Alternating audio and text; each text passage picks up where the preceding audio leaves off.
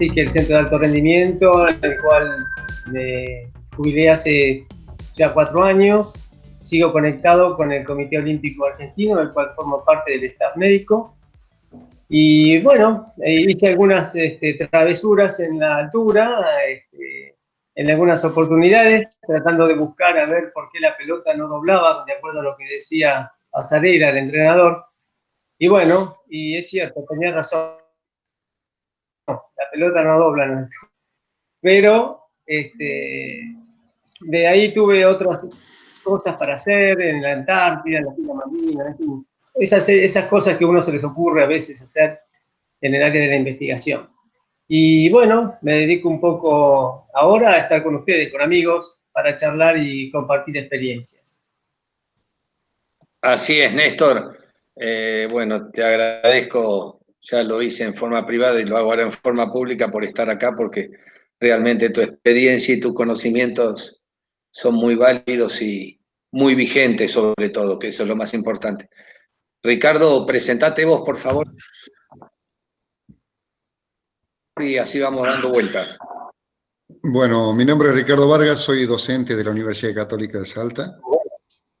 Y bueno, quien me introdujo a esta hermosa profesión y la afinidad por la fisiología fue el maestro don Néstor Untini, quien me llevó a los primeros cursos, a esos cursos que hacíamos en el CENAR sobre fisiología y laboratorio en el CENAR. Decía, bueno, desde ahí, bueno, aparte tengo hecho estudio hasta 4º año de medicina, y mi experiencia fundamentalmente es de haber vivido en Cachi y de haber visto entrenadores, ¿sí?, en Cachi, y siempre viste que van a entrenar y sin protocolo.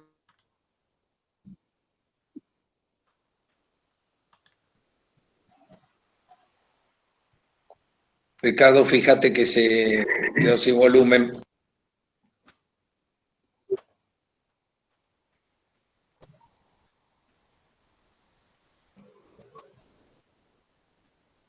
Seguí vos, Sergio, hasta que se reconecte Ricardo, por favor. En esa altura. Bien. ¿Querés repetir, Ricardo, porque se cortó una parte y después así aprovechamos la última parte tuya?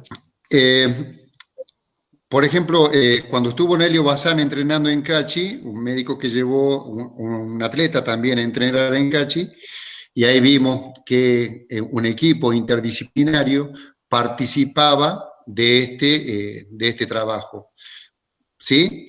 Bueno, ese va a ser mi aporte de un punto de vista fisiológico, y la parte patológica crónica seguramente la va a hablar Néstor con relación a qué es lo que pasa en altura. ¿Sí? ¿Se escuchó o no se escucha? Ajá. Sí, se escuchó, Sí, se había cortado. perfectamente. Pero después se escuchó la parte final. Sergio, si querés arrancar vos, Sergio Funlán de Mendoza, Argentina.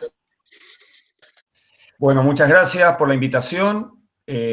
Un honor y una sorpresa poder estar al lado de ustedes. Realmente lo mío es el campo. Yo soy licenciado en Educación Física de la Facultad de Ciencias Médicas de la UNCUYO y soy guía de montaña. Y bueno, la verdad es que el trabajo como entrenador ha estado siempre destinado a personas que hacen trail y montaña, y desde hace un tiempo, de hace unos 20 años más o menos, es que venimos viendo cuál es la mejor adaptación para que menos gente pueda rebotar cuando intenta subir un cerro como Aconcagua o cuando se empiezan a hacer carreras en altura. Entonces, bueno, mi trabajo consiste actualmente en el entrenamiento para estas disciplinas non-stop a la escuela de Kilian Jornet y bueno, el intento es eso, que la gente pueda hacer altura a mayor velocidad sin consecuencias fisiológicas y con mayor efectividad. Es mi trabajo de campo. Así que, bueno, nada, eso es lo que tengo para ofrecerles. Buenísimo, Sergio. Ahora Luis, de Puebla, México, invitado de lujo también aquí.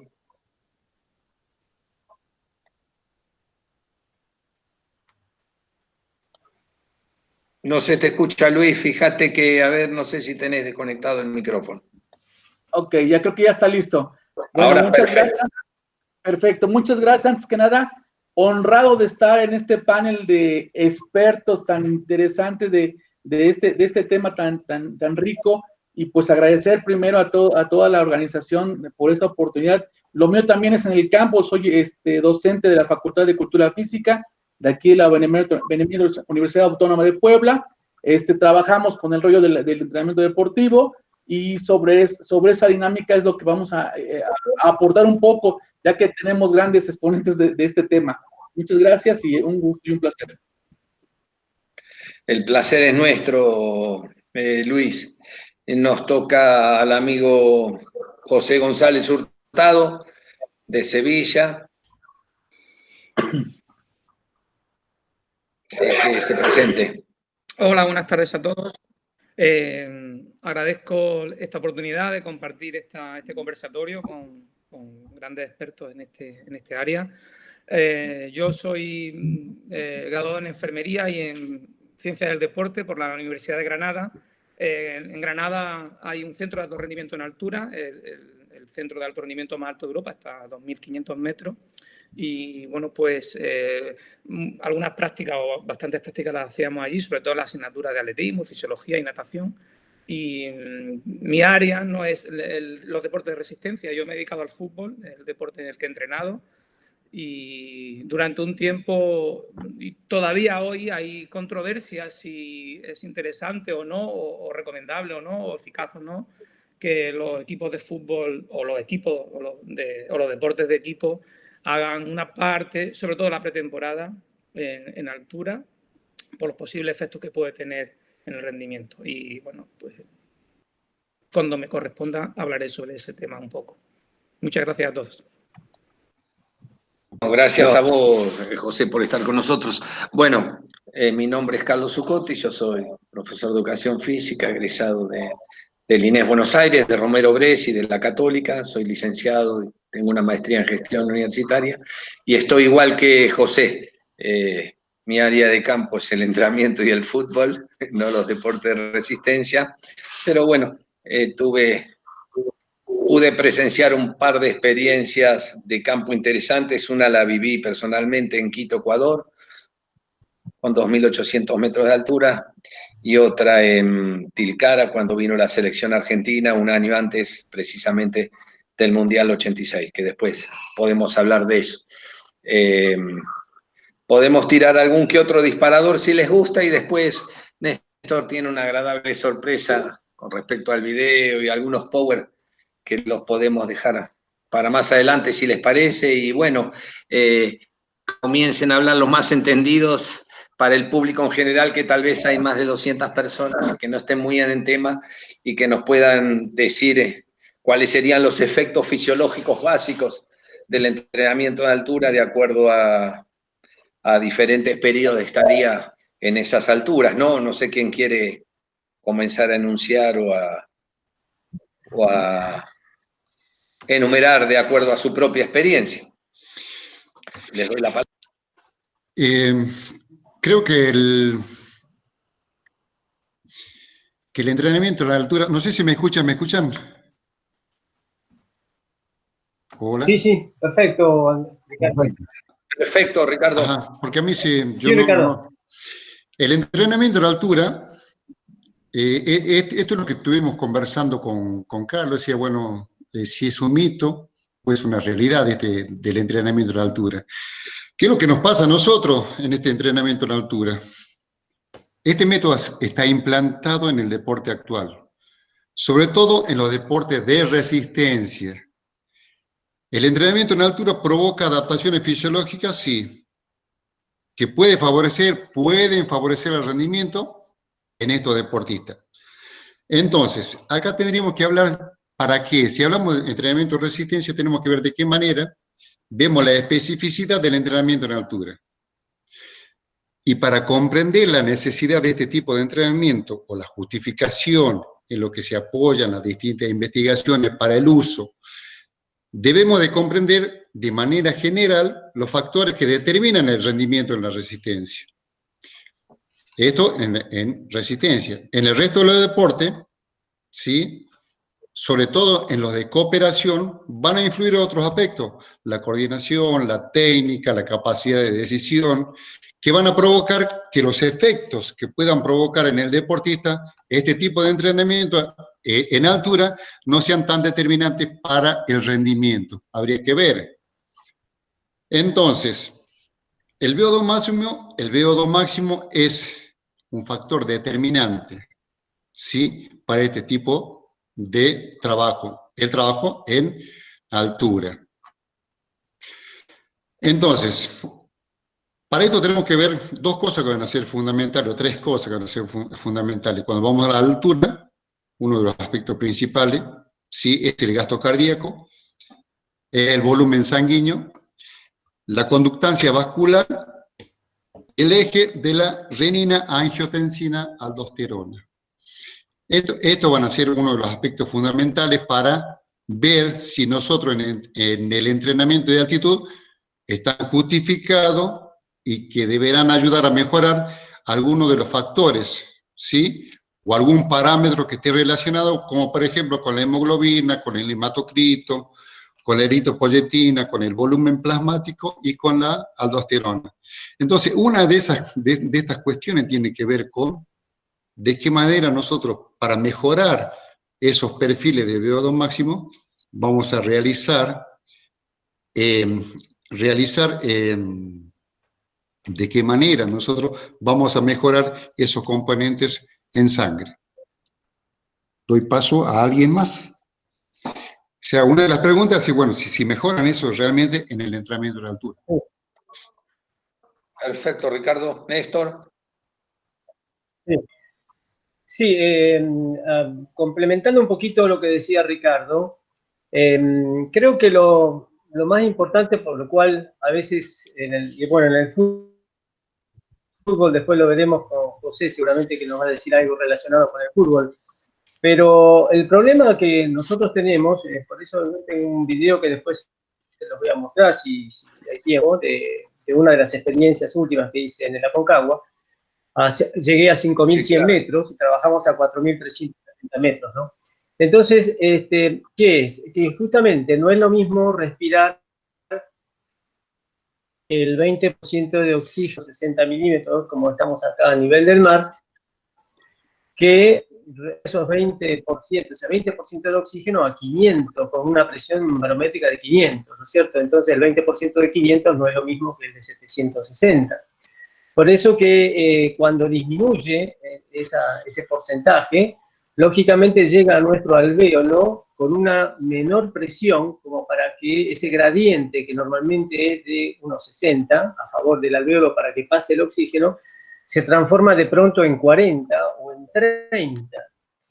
Cosa que no sucede con el dióxido de carbono, que como es muy difusible, así como yo pasa. Entonces, nosotros nos encontramos con el primer problema cuando subimos a la altura,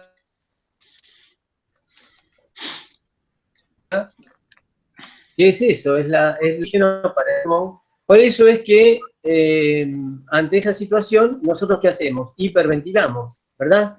Al hiperventilar, entonces tratamos de compensar ese déficit, por un lado, pero por el otro lado tenemos un efecto negativo, es decir, un efecto positivo porque mejoramos la capacidad de entrada de oxígeno, pero uno negativo porque perdemos CO2, es decir, nos vamos alcalinizando. Y al organismo, al alcalinizarse, vuelve otra vez a deprimirse. Por lo tanto, tiene que esperar que haya otro elemento compensatorio de esa alcalosis para volver a producir esa acidosis relativa y estimular en este caso, sería al sistema respiratorio. Entonces, eso se da cuando el riñón empieza a eliminar orinas alcalinas. Entonces, eliminamos las orinas alcalinas, nos acidificamos nuevamente y otra vez ahora los quimioreceptores aórticos y carotídeos están estimulados para volver a hiperventilar. Por lo tanto, hiperventilar en la altura es necesario y es bueno.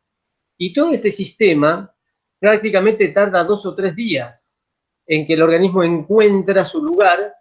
Por ejemplo, si llegó a 2.700 metros, pero si yo de 2.700 quiero ir a 4.000, nuevamente tengo que hacer el mismo proceso mi organismo va a hacer el mismo proceso.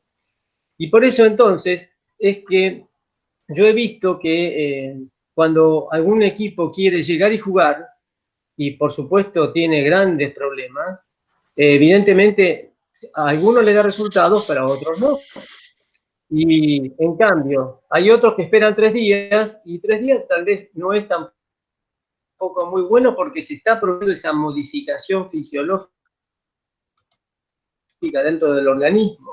También que es el comportamiento individual. Cada uno de nosotros responde diferente a la altura. O sea, hay un componente genético que hace que algunos se comporten mejor que otros.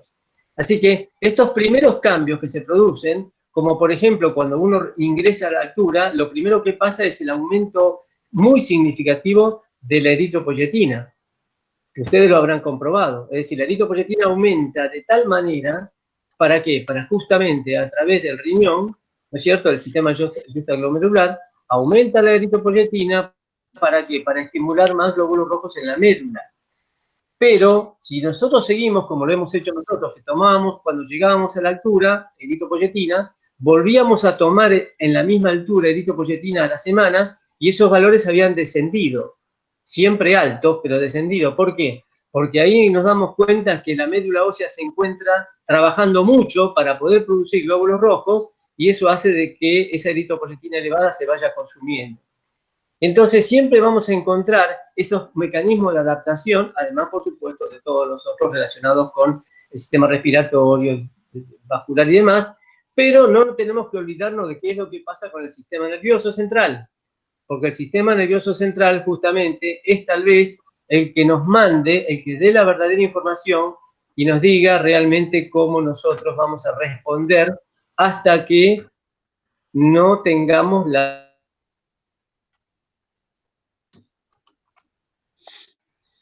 situación. A ver si cortó un poco. De hiposistema, como curar el cardiorrespiratorio. Bien, no, quería complementar un poco lo que decía Ricardo con estos pequeños cositas de la fisiología. Está perfecto. Yo lo observaba a Luis de la Rosa en Puebla y pensaba que la sangre de nuestros hermanos mexicanos que viven en Puebla debe ser más densa que la nuestra, porque están a 2.135 metros de altura. O sea que están todo el año en la altura. Que nos cuente un poquito cómo es eso.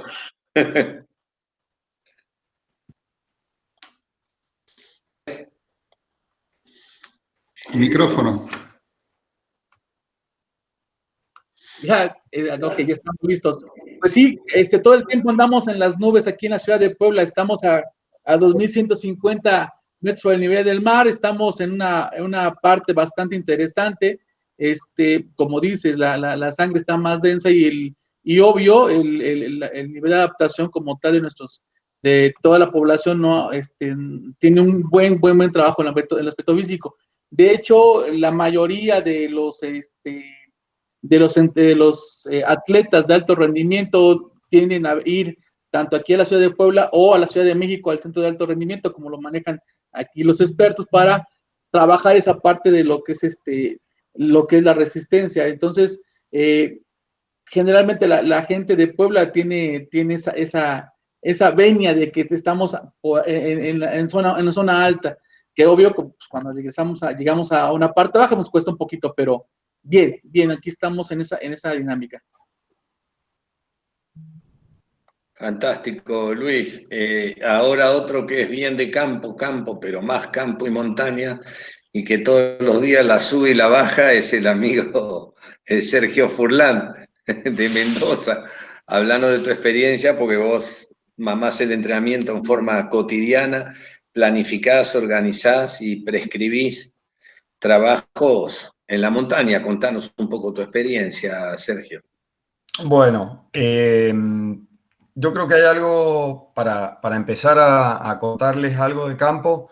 Es importante que toda la ciencia que reúnen ustedes y que de la cual nos nutrimos todos nosotros se pueda bajar en una terminología común y básica para la gente que nos está viendo. Hay un montón de personas invitadas que no que no manejan la fisiología, pero se benefician de un entrenamiento en altura.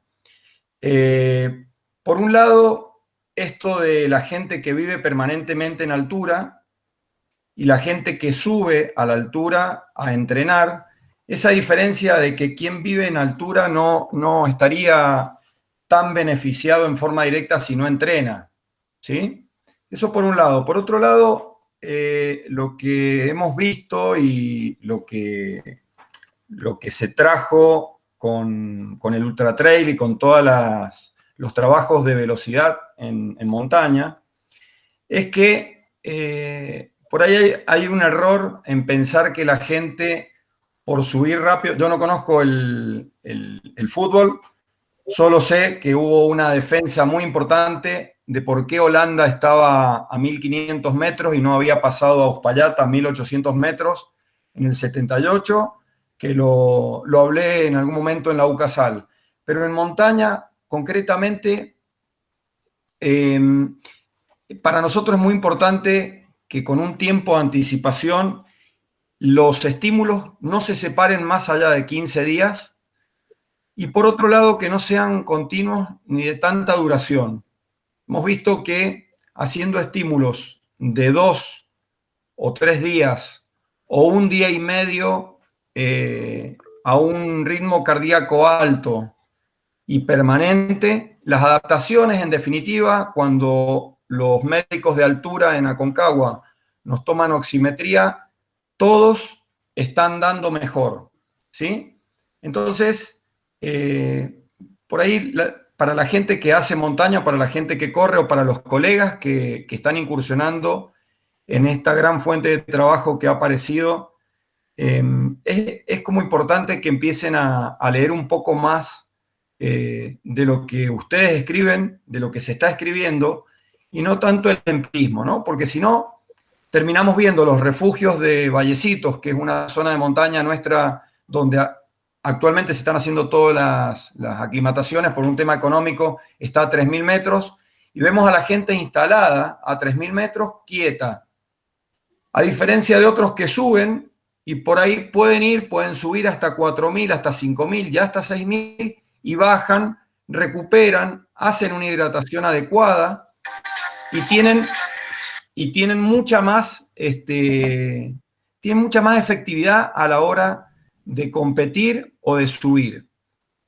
La diferencia que hemos notado a nivel de campo es que el entrenamiento para las personas que suben una montaña que está por encima de los 5000 metros y de la persona que corre por encima de los 3000 en un ultra trail, donde en realidad se corre y se trequea o se camina rápido, hay muchísima diferencia en el sistema que nosotros vamos empleando.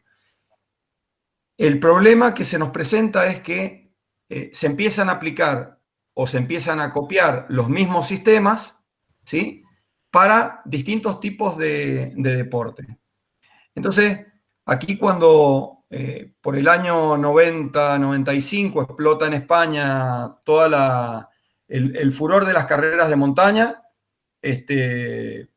bueno, José Antonio, vos podés darnos fe de eso, es el año en el que explota las carreras de montaña, ¿no? Que ustedes son los precursores. Bueno, ahí es cuando se empiezan a hacer todas las investigaciones de altura, incluso un poco después, no me acuerdo el año, usted, doctor Lentini, seguramente lo debe saber a la perfección, se monta el laboratorio de altura en las cercanías de Everest. Entonces empiezan a hacer estudios con las cámaras hiperbáricas, pero además empiezan a hacer estudios gemelos con personas que estimulaban estas subidas y bajadas, las permanencias, bajaban al llano, volvían a subir. Entonces esa provocación, en definitiva, lo que hizo fue que más gente que trabajaba en el campo pudiera llegar a las cumbres de los cerros de 8000. Entonces, en definitiva, y para cerrar esta parte, creo que el entrenamiento de campo no hace falta que nadie lo defienda. Creo que en el campo es donde uno aplica exactamente lo que ustedes están permanentemente buscando en el laboratorio. Entonces, a mí me parece que este complemento nos da mucha tranquilidad, nos da mucha paz a la hora de entrenar, nos da mucha pasión cuando viene por ejemplo, una médica deportóloga hace poquito nos pidió para su tesis doctoral hacer 42 kilómetros en altura con una diferencia de ascenso de 2.000 a 4.000 metros, con su directora, que es una francesa, que decía, bueno, teníamos que hacer 42 kilómetros. Y bueno, ahora se están haciendo los estudios de qué pasó a nivel del sistema nervioso central, que es la tesis que va a salir dentro de poco. El campo creo que lo que hace es poner de manifiesto todas las hipótesis que ustedes confirman o refutan. Así que bueno, esa es un poco la introducción que puedo hacerles de mi trabajo. Así es, Sergio, muy interesante tu comentario. José, amigo sevillano. Bueno, buenas tardes. Sergio, no sabía que España había sido pionera. Sí es cierto que en España hay varias carreras de alta montaña muy famosas. Dos son las más famosas que yo conozco. Una es la subida al Veleta, que es desde Granada hasta el Pico Veleta, que está a más de 3.000 metros. Son 50 kilómetros de subida. Yo la he hecho algunas veces, más de 6 horas siempre. Y luego hay otra carrera también muy, muy conocida, que es los Pirineos, que la llaman quebrantahuesos. O sea y bueno, luego está una que es media montaña, que son los 101, los kilómetros 101 de Ronda. Son 101 kilómetros por la serranía de Ronda, que la organiza la Legión, el Ejército, la Legión. Bueno, esas son las 3 más famosas. Pero no sabía que... Bueno, yo las conozco, pero no sabía que había sido España pionera en ese sentido. Se me ha quedado bloqueado el vídeo, no sé si me están oyendo, Carlos. Mi vídeo está bloqueado, perfecto. Bueno, sí, José, perfecto. Bueno, yo quería comentar, al hilo de lo que han comentado tanto Ricardo como el profesor Lentini, y intentando también pues, seguir el consejo de Sergio, me parece fundamental, es lo de intentar llevar a un lenguaje siendo académico, pero no excesivamente bioquímico, ¿no? Entonces, no sé si yo creo que estarán de acuerdo conmigo, en parte por lo menos, y si no, seguramente podrán ustedes después afinar y precisar. Básicamente, el efecto que produce entrenar en la altura es hipoxia. Lo dijo el profesor Lentini. Es decir, el estímulo principal que provoca las adaptaciones fisiológicas, el estímulo principal es la hipoxia. El hecho de que estemos en un medio hipóxico, es decir, hay menos oxígeno, menos concentración de oxígeno que a nivel del mar, produce una serie de adaptaciones fisiológicas que han comentado con bastante detalle anteriormente. Yo solamente quería comentar un factor que se conoce, que es muy importante en la adaptación a una situación hipóxica o hipovárica, que es el factor de transcripción inducido por la hipoxia. Se llama así, es muy fácil de entender. La hipoxia produce que las células, sobre todo del endotelio, de las células de las paredes de los capilares arteriales, del endotelio capilar, es decir, las células de las paredes de los capilares, aumentan la secreción de este factor, que se llama factor de transcripción inducido por la hipoxia. Y este factor es un regulador de un montón de procedimientos bioquímicos o fisiológicos, tanto a nivel vascular, por ejemplo, estimula la angiogénesis, es decir, la formación de nuevos capilares, tanto a nivel de transporte de gases, lo han comentado también, la eritropoyetina, aumenta la eritropoyetina y aumenta la producción de glóbulos rojos, con lo cual aumenta el hematocrito, con lo cual el sujeto tiene mayor capacidad para transportar oxígeno a las células. Y también este factor de transcripción es un mediador de un montón de procesos del metabolismo celular, sobre todo relacionados con los procesos oxidativos para obtener energía. Bueno, solamente quería comentar eso, que creo que además este factor se ha estudiado su cambio en los niveles plasmáticos en muchas investigaciones. Era solamente ese aporte fisiológico sobre lo que se ha comentado antes.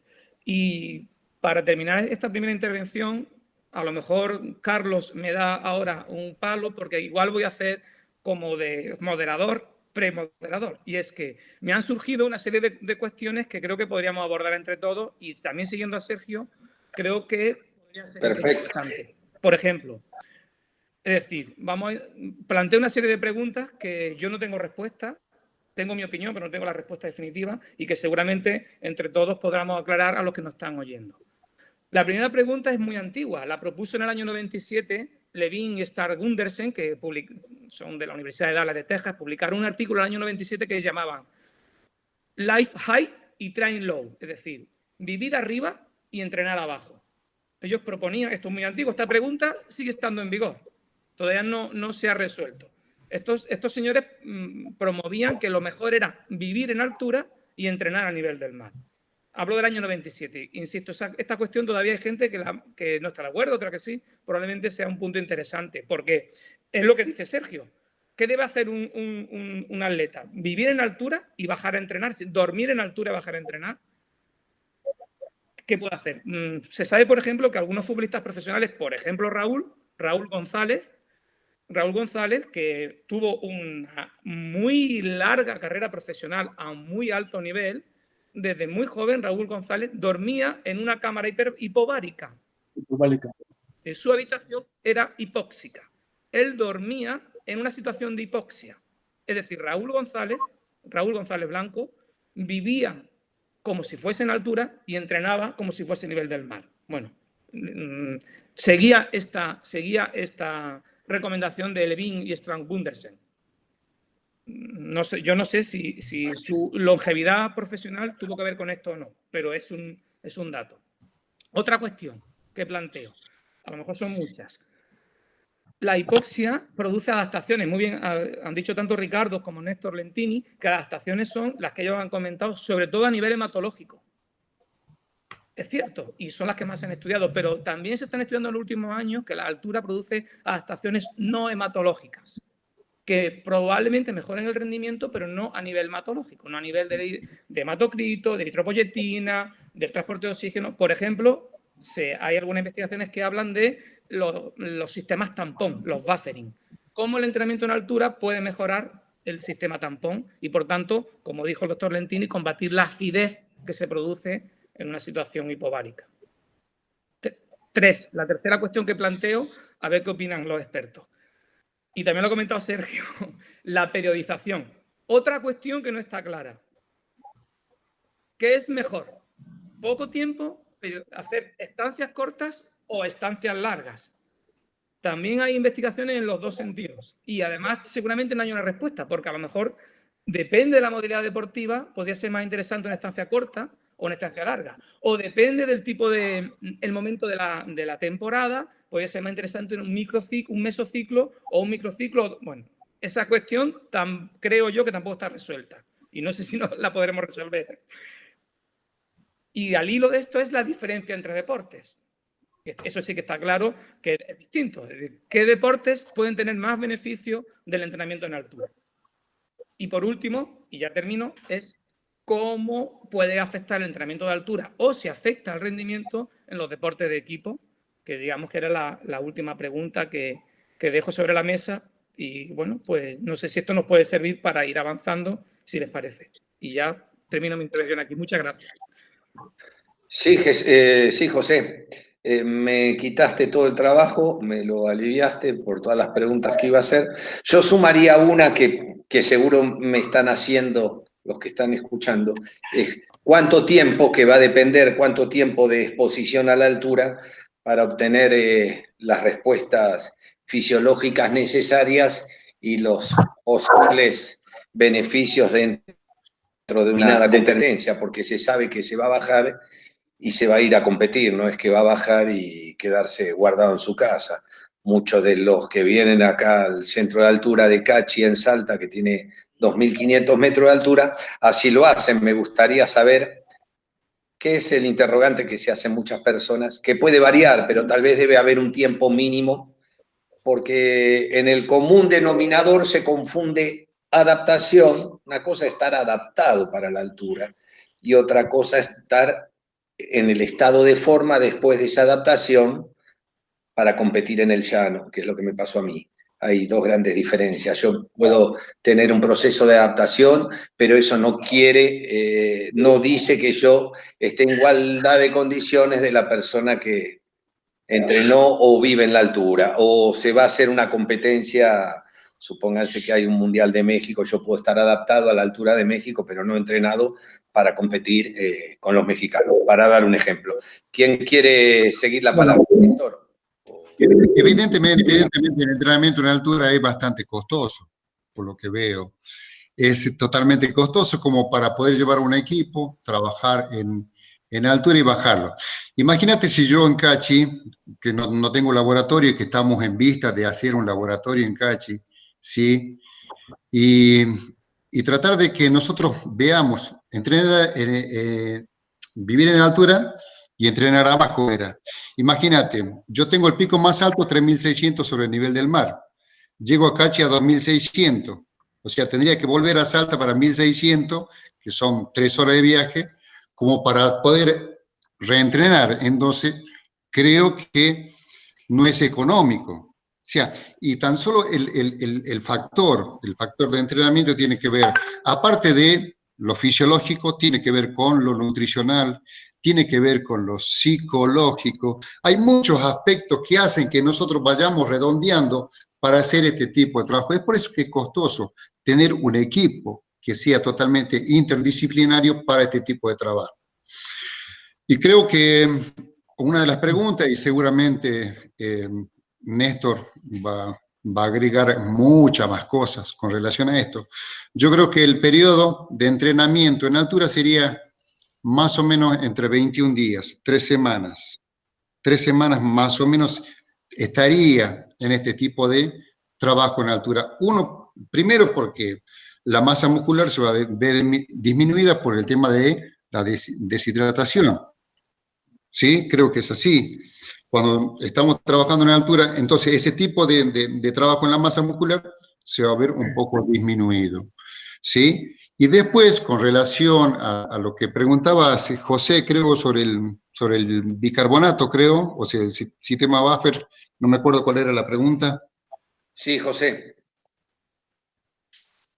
Perdón, sí, disculpa. Era un ejemplo porque la mayoría de los estudios que se han publicado sobre el entrenamiento en altura hablan de adaptaciones fisiológicas a nivel hematológico, pero también se está estudiando que el entrenamiento en altura puede provocar respuestas a adaptaciones no hematológicas. Hablaba del efecto tampón, buffer, pero que probablemente haya otras, ¿no? Hay otro tipo de adaptaciones que no son hematológicas, aunque probablemente las hematológicas sean las más directas, o las que tienen un efecto más directo sobre el rendimiento. Eso era un ejemplo, el efecto buffer, y probablemente haya otras respuestas al entrenamiento en altura que no sean. Y con esto le doy paso a Néstor seguramente. Generalmente en altura la disminución hay el tapón alcalino, ¿sí? El tapón alcalino que tenemos, que es el sistema buffer, como va a haber una disminución, creo, de bicarbonato. Hay una disminución de bicarbonato en altura también. Y esto tiene que ver, creo, con esa compensación posterior a esto. ¿Sí? ¿Néstor? Sí. Bueno, yo quería decir dos cositas a propósito de lo que planteaba José. En general, cuando uno dice entrenar abajo y vivir arriba, ¿cierto? La altura tal vez más es cuando estamos refiriéndonos a deportes de resistencia que van a competir a nivel del mar, ¿cierto? Entonces, aprovechan el efecto altura para tener un mejor rendimiento a nivel del mar. La altura en la cual se espera tener respuestas adecuadas no puede superar los 2.800 metros aproximadamente. ¿Por qué? Porque a partir de los 3.000 metros empezamos a tener las enfermedades producidas por la altura, además del soroche tan común, y podemos tener incluso hasta riesgo de edema agudo de pulmón después de los 3.000 metros. En cambio, a 2.500 metros esa situación es más difícil. Por eso es que el tiempo aconsejado es 3 semanas, es muy bueno, entre 3 y 4 semanas sería lo más adecuado. ¿Para qué? Para que en las primeras semanas o en los primeros días el organismo se vaya adaptando, como decía Carlos, y luego en esa primera semana está en inferioridad de condiciones para entrenar. Entonces el entrenamiento tiene que ser muy suave. Y a medida que uno se vaya adaptando, entonces ahora sí yo voy aplicando el entrenamiento hasta hacerlo en forma similar a lo que yo puedo hacer a nivel del mar. Una vez que logro ese efecto altura, en esas 3 semanas, Entonces, después tengo que volver, ¿no es cierto?, a nivel del mar. Pero si yo compito el mismo día, no voy a efecto positivo de ese entrenamiento en la altura, es decir, no va a ser beneficioso si yo compito inmediatamente después que bajé. Tengo que esperar aproximadamente entre 10 y 15 días. ¿Por qué? Porque en la primera semana se empieza a reconstituir todo el sistema cardiovascular nuevamente a la situación de nivel del mar, y en la segunda semana también el aumento de lo que es la presión de dióxido de carbono que se encuentra a nivel del líquido cefalorraquídeo y que está haciendo, digamos, produciendo la hiperventilación, vuelve a los valores normales de nivel del mar. Entonces, ese atleta está listo a los 10 días para aprovechar el efecto altura de esas 3 semanas que estuvo ahí arriba, en 2.500 metros, y ahora sí poder entonces competir. El tema del bicarbonato, ustedes saben que yo les decía al comienzo, el bicarbonato en realidad a una semana, por eso es que, ¿por qué? El organismo elimina CO2. Entonces, al eliminar el dióxido de carbono, queda con más alcalino, y entonces el bicarbonato se elimina por la orina. Es decir, el problema que tenemos nosotros al comienzo es la alcalosis. Entonces, por eso es que se aconsejaba dar el diamos o la acetazolamida, que es un inhibidor, ¿no es cierto?, de la anhidrasa carbónica, para justamente trabajar sobre la alcalosis. Como eso es doping, porque es un diurético, no se le puede dar en las competencias de atletas de alto rendimiento o que compiten lógicamente, donde hay doping. Pero si no, es un tema en el cual cuando el riñón trabaja y elimina ese exceso de alcalosis, entonces nuevamente está adaptado el sistema respiratorio para compensar la hipoxia. Así que esas son las cositas en las cuales, de acuerdo a las preguntas que yo estoy viendo acá que hizo José, y en cuanto a entrenamientos cortos o largos, sí, en realidad son entrenamientos de 3 semanas, siempre para competir abajo, ¿no es cierto? Y tengamos presente que el organismo tiene memoria, es decir, que cuando yo hago el segundo intento al año siguiente, ya mi organismo sabe que tuvo un episodio en la altura. Y si voy 3, 4, 5 veces, el organismo ya está cada vez más, el sistema nervioso reconoce que ese organismo tuvo experiencias en altura previas. Y entonces las adaptaciones son más fáciles y más cortas. Sí, perfecto. Hay los que siempre hacen la misma pregunta: ¿cuánto tiempo debo permanecer? Pero el tiempo no es el único parámetro con el cual tenemos que tener en cuenta, sino la forma en que vamos a entrenar dentro de ese tiempo, porque yo puedo estar 15, 20 días y realmente la planificación de ese entrenamiento para las mejoras es el no más idóneo. Ahí le querría dar la palabra a Sergio o a Luis, que opinen un poquito de eso, la forma en cuanto al entrenamiento. Bueno, yo voy a... Luis, apunto una cosa que se engancha directamente con lo que dijo el doctor y te dejo la palabra. Respecto de tus preguntas, Luis, para mí hay dijo algo el doctor que tiene que ver con una gran diferencia. ¿Se escucha? Sí, perfecto, se escucha bien. Bien. Bueno, primero, diferenciar lo que es un deportista, por el público que tenemos, diferenciar lo que es un deportista profesional a lo que es un deportista amateur o un deportista por recreación, que a diferencia de años atrás están llegando a niveles muy, muy parecidos en algunas competencias. Lo segundo es que, bueno, vos, Carlos, sabés que trabajo para la Universidad Massa, es un lugar que, como lo vimos en tu universidad, José Antonio, empieza por el laboratorio de fisiología aplicado directamente a los alumnos del profesorado, ya no directamente cuando pasan a una especialización o a una maestría, sino que ya desde pichones, desde chiquitos, desde primero o segundo año, están viendo todo esto. Entonces, por un lado esa parte, y después algo fundamental que es esto sobre lo de arriba y abajo en nuestros deportes o en lo no profesional incluso de la montaña y del running de altura, en realidad por una cuestión también que decía Ricardo de lo económico y de lo vivible, de lo compatible con la familia y de lo compatible con la adherencia que va a tener el deportista al deporte y al entrenador. Por todos esos motivos, es muy importante por ahí regular y ver el costo-beneficio. Sí, bueno, de esta manera nos daría el 100%. Al no ser profesional, la verdad que el costo de perder la familia o perder el trabajo o tener ciertas dificultades hace que las personas empiecen a tomar decisiones, o los entrenadores tengamos esa potestad y esa responsabilidad de tomar decisiones sobre esta mitad de mesociclo. Ustedes hablan de 3 semanas, es 3 o 4 semanas y decimos, bueno, si la estiramos a 5 o 6 semanas con una buena supercompensación, entran estos 15 días de madurez que va a tener todo el organismo después del entrenamiento. Y lo último es que a mí me parece que cuando nos dirigimos a la gente que entrena y a los entrenados, hay un principio del entrenamiento que me parece que hay que tenerlo muy en cuenta y es el individualismo, o sea, la parte individual, lo que le es propio a cada organismo, independientemente que los estudios sean transversales y obviamente dan una respuesta transversal. Pero tenemos personas que se adaptan mucho más rápido, ¿sí? Y personas que no, realizando una vida bastante parecida.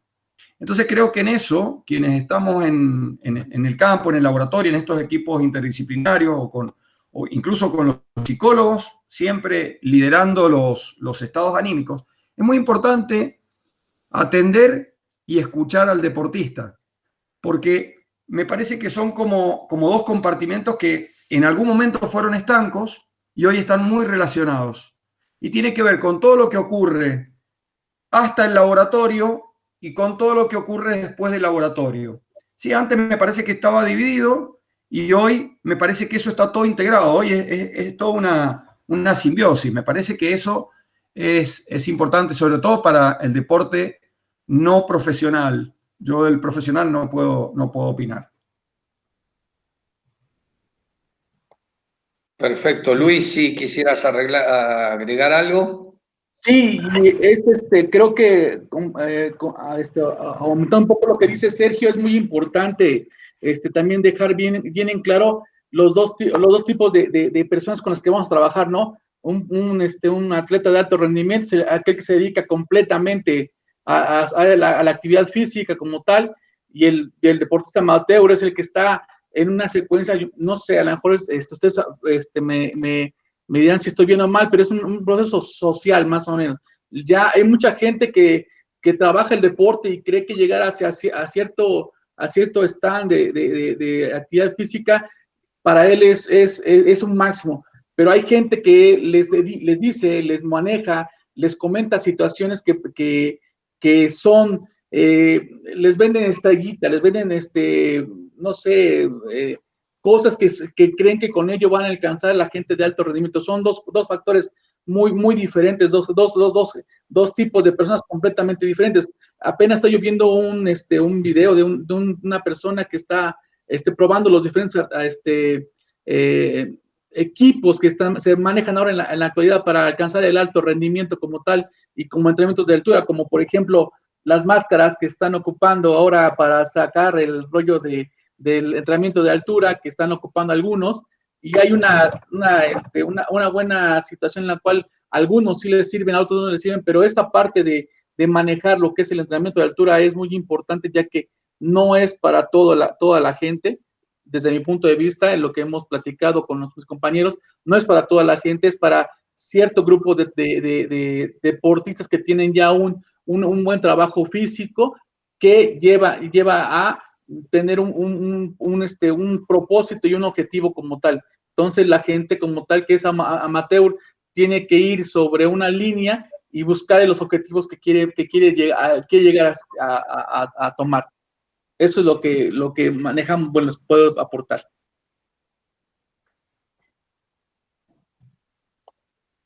Perfecto, Luis. Acá hay una pregunta de un colega de Argentina, Carlos Murga, quería consultar con respecto a atletas de alto rendimiento, ¿cuál sería el tiempo adecuado para lograr adaptaciones significativas para luego, y qué duración llevan esas mismas adaptaciones al llano? No sé si querés contestar, Néstor. Sí, yo creo que dije algo hace un ratito. Sí, ya fue contestada esa pregunta. Sí, algo dijiste. Claro, 3 a 4 semanas. Sí, sí. Y una altura de... Porque la exposición de la altura tiene que ser, por ejemplo, 2.500 metros, pero tiene que tener más de 10 horas de exposición. O sea que uno no puede estar una horita por día porque entonces no se adapta nunca más, ¿no? Tiene que ser una exposición sí, para eso de se mete en la cámara hiperbárica. Claro. No, porque se utilizan ahora, como decía hace un ratito José, que se utilizan las tiendas, ¿no es cierto?, hipobáricas, o de habitaciones, o casas hipobáricas, donde se las mantiene a una presión de oxígeno del 20%, y el tema es que si lo han hecho ahora. Hay una de las entrenadoras de maratonistas lo ha utilizado durante un tiempo, incluso en su jardín de la casa. Entonces, de esa manera ella dormía ahí, por supuesto, y entrenaba regularmente en su casa o en el cenar. Es decir, que lo utilizaba permanentemente. Bueno, tiene, por supuesto, esas ventajas. El tema es que no me queda bien claro si además de bajar la presión del oxígeno, también disminuye la presión barométrica, ¿no es cierto? O es solamente respirar oxígeno a un 15% y no al 20%, o bien tener una disminución de la presión barométrica y por ende, por lo tanto, la presión de oxígeno, eso no lo tengo muy claro. De todas maneras, bueno, es un método que se utiliza. El tema de las máscaras, como decía Luis,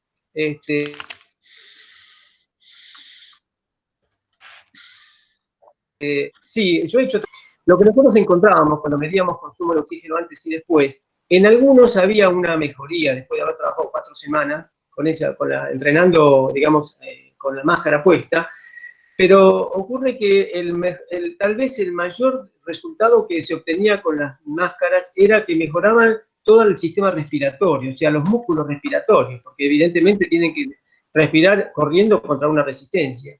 Es decir, que no estaría, digamos, no daría el resultado que uno a veces espera, que sería equivalente a tener que trabajar en la altura. Esa fue por lo menos la experiencia que yo he visto. Así es, Néstor. Había otra preguntita, vamos a hacer un par de preguntas más y después, si querés,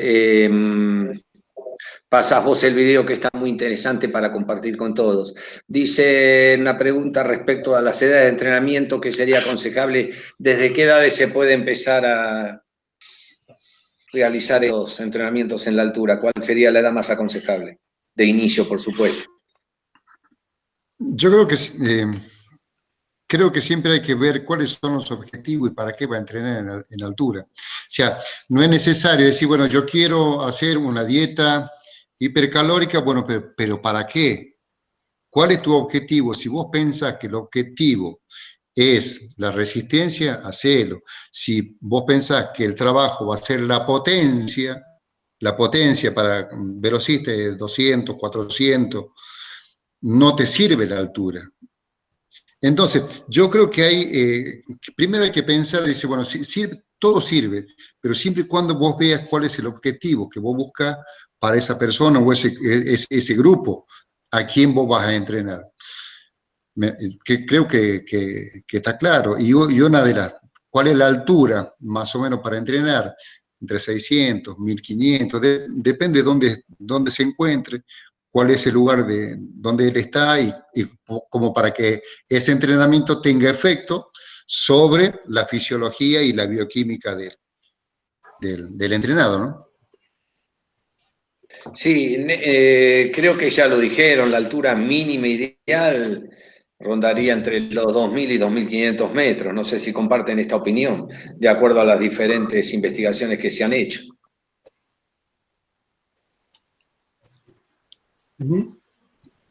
Sí, por lo menos es lo que se aconseja, digamos, en la mayoría de los trabajos, ¿no? Creo que esa sería una altura adecuada como para producir el estímulo que uno va a buscar. Y la edad, bueno, es cierto, Ricardo, la edad en general uno desaconseja a los más chiquitos porque realmente no tiene ningún sentido poner a un chico a trabajar en la altura. Tal vez en la etapa de la edad competitiva, que es cuando uno comienza realmente a competir en forma más intensa, que es a partir de los 20 años, y bueno, tal vez ese sea, digamos, el comienzo en el cual uno puede empezar a tener esta experiencia en la altura para competir en el llano. Pero nosotros nos estamos olvidando de la otra parte, que es cómo hacemos nosotros para adaptarnos para poder ir a la altura. Es decir, cómo hay que hacer para lograr una adaptación a la altura sin tener los síntomas, sin padecer los síntomas, por lo menos tratando de prevenir los síntomas de mal de altura, para aquellos que quieren ir, por ejemplo, a hacer una cumbre. Entonces, ¿cuál sería la recomendación para aquellos que no quieren entrenar en la altura para ir abajo, sino que al contrario, quieren ir para ir arriba? ¿Y qué les parece? Al revés, sí, muy interesante. ¿Qué es lo que tendrían que hacer en el llano previo a adaptación para hacer una cumbre en el Aconcagua, para dar un ejemplo? ¿A eso te referís? Creo que Sergio puede aportar mucho acerca de eso. Seguro. Yo me acuerdo, por ejemplo, cuando yo hice mi primera experiencia en la altura, le pregunté a Nicolás Terrados. Nicolás Terrados es un amigo que trabaja en Sierra Nevada, creo que con ciclistas.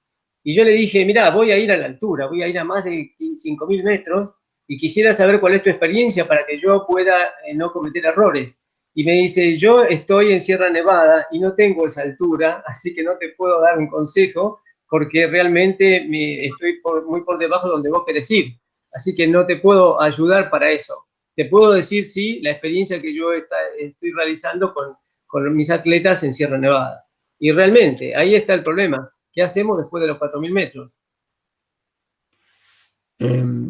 Yo les puedo contar, también de Sierra Nevada no les puedo contar nada porque ni la conozco, pero sí les puedo contar que hace 3 años después que tuvimos la visita, cuando vino a hacer el récord de Aconcagua en el día Kilian Jornet, empezamos a generar un proyecto, un programa que se llamó Aconcagua Non-Stop, ¿sí? Que en principio fue muy criticado por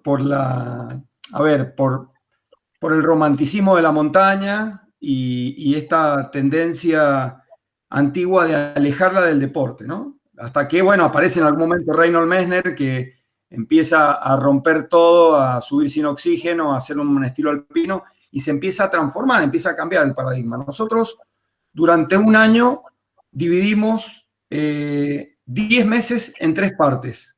Primero, trabajamos sobre resistencia pura, absoluta, del más alto nivel. O sea, personas que en su mayoría podían correr casi semanalmente o el fin de semana en un long run entre 50 y 70 kilómetros, sin ningún inconveniente. O sea, que eso no le produjera un cansancio o que no los dejara parados para el resto de la quincena.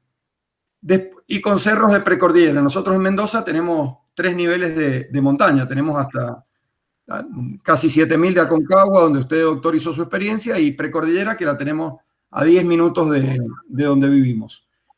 En la segunda etapa empezamos a trabajar entre 3.000 y 5.000 metros. Entonces ahí se empezó a ver la experiencia de esto que ustedes nombraban, de los 3 tipos de edema. No solamente el pulmonar, sino que había un edema periférico casi permanente en las primeras etapas de adaptación, y en algún momento, cuando pasábamos los 5.000 metros, las personas que no habían logrado todo el proceso, incluso tenían esa diferencia que ahora se está estudiando acá en Mendoza, que es la diferencia entre la cefalea de altura y el dolor de cabeza por un posible edema cerebral. Entonces, en la tercera parte es cuando empezamos a trabajar la maduración de todo lo que habíamos estimulado en los 2 primeros trimestres, y empezamos a hacer trabajos de altura y a permanecer por lo menos un día y medio arriba de 5.000. Eso significaba poder subir, bajar un poco, subir un poco más, bajar siempre, dormir un poquito más abajo de lo que habíamos llegado arriba. Hasta que llegó un punto en que, cuando llegamos al día de subir a Concagua, hicimos una prueba y nuestro guía en ese momento, Horacio Cuñetti, nos salió a probar, nos sacó a todo el grupo y ahí nos dimos cuenta que estábamos lentos, que necesitábamos, nos faltaban 2 o 3 días todavía. Esperamos esos días y finalmente se logró subir a la cumbre en algo así como 10 horas, 12 horas, no me acuerdo exactamente el tiempo. Pero fue un proceso de un año completo de lo que veníamos haciendo otras veces en 15 días. Entonces, esta lucha del romanticismo de la montaña decía, pero ¿cómo el Aconcagua en el día? Sí, el Aconcagua en el día, pero tenés 9 meses para atrás de preparación. Pues finalmente se ve la punta del iceberg y no se ve toda la construcción del atleta de altura. Entonces, lo que hicimos fue, por lo menos a nosotros nos funcionó, fue dividirlo en 3 partes y no fue una creación intelectual nuestra, fue empezar a ver quiénes se equivocaban menos y quiénes tenían un poco más de éxito, y eso mezclado con el entrenamiento del llano, que era donde la gente vivía, porque tenía su familia, porque tenía sus tiempos, porque tenía una limitación económica, como decía Ricardo. Entonces, cuando pusimos todo eso en la coctelera, nos dio este sistema y bueno, se llegó a la cumbre en el día, que era el objetivo para gente común, no para porters, no para guías de alta montaña, no para la gente que permanecía arriba, pero nosotros entrenábamos fundamentalmente abajo, adaptábamos arriba y después subíamos muy rápido. Buenísimo, Sergio. Y es así como decís vos. Muy importante la gráfica, que lo dijiste, que se ve la punta del iceberg y no toda la base del trabajo previo. Mientras José tenía ganas de mostrarnos un gráfico, a ver si lo puede lograr. Después de José podemos ver el video de Néstor. Intentá, José. Sí, bueno, era porque, bueno, tengo un artículo aquí delante en mi computadora que es del año 2019, es una revisión que se ha publicado en la revista, en Sport Science, Sport Medicine, que es la revista que publica las revisiones, pues probablemente la más citada, está entre las 5 primeras en el cuartil 1. Voy a intentar, es porque responde a la pregunta, ya lo ha contestado realmente el doctor Néstor Lentini, pero digamos que es por ratificar sobre una imagen que me gusta mucho porque es muy didáctica, explica cómo debe ser una periodización tipo en deportistas de élite de resistencia. El artículo, como digo, está publicado en el año 2019, está recién salido. Voy a intentarlo, si no, pues en el peor de los casos, si corto la transmisión, luego me vuelvo a enganchar, ¿vale? Me imagino que será toda la pantalla. Y no sé si se está viendo. ¿Se está viendo mi pantalla ya? ¿O se ha perdido? No, José. No, todavía no. No se ve nada de mi pantalla. A ver. Vale. A ver ahora. ¿Se ve? Ok. ¿Sí? ¿Se ve? Ahí está por entrar, parece. Vale. Pues me avisan, por favor, porque yo ya no les veo a ustedes. Ya estoy viendo lo que quiero. Ahí se ve perfecta. Ah, muy bien. Pues mire, esto es un trabajo, como digo, voy a mirar al inicio, al encabezamiento, que está publicado en el año 2019, es de Sport Medicine, y habla de la periodización actual en entrenamiento en altura para deportistas de élite de resistencia. Es una revisión que hacen estos 3 autores. Como digo, está publicado en agosto de 2019. Y contesta, bueno, ya como he dicho, el doctor Néstor Lentini lo había respondido, también el otro compañero fisiólogo, pero digamos que quería reforzar lo que yo decía, porque coincide este artículo. Esto no estaba preparado, podemos dar fe. Pero está buenísimo. Como ven aquí, explican cómo es un macrociclo de abril, mayo, junio, julio, agosto, es decir, de un macrociclo en el que compiten julio y agosto, cuando recomiendan estos autores hacer la estancia en altitud. Y como bien han dicho los profesores, recomiendan 4 semanas en altitud. Las 4 semanas de junio, justo 3-4 semanas antes de la competición. Entonces recomiendan que en junio haya 4 semanas en altitud y aquí en este cuadro de claves van explicando cada una de las intervenciones. Entonces, recomienda, como digo, un mesociclo de 4 semanas, como muy bien había explicado los doctores, y van explicando incluso una semana tipo, cómo sería un microciclo tipo y qué se haría.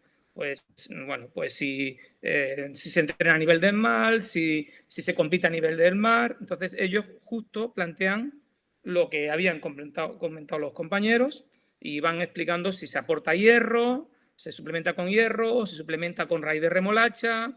Bueno, pues está, creo que bastante didáctica esta gráfica, por eso había insistido a Carlos que quería mostrarla, y bueno, me imagino que este artículo no es difícil de encontrar. Pues bueno, era solamente eso.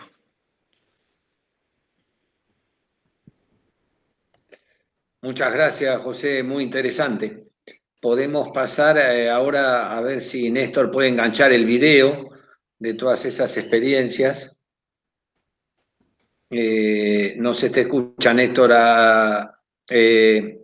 Habilita tu micrófono.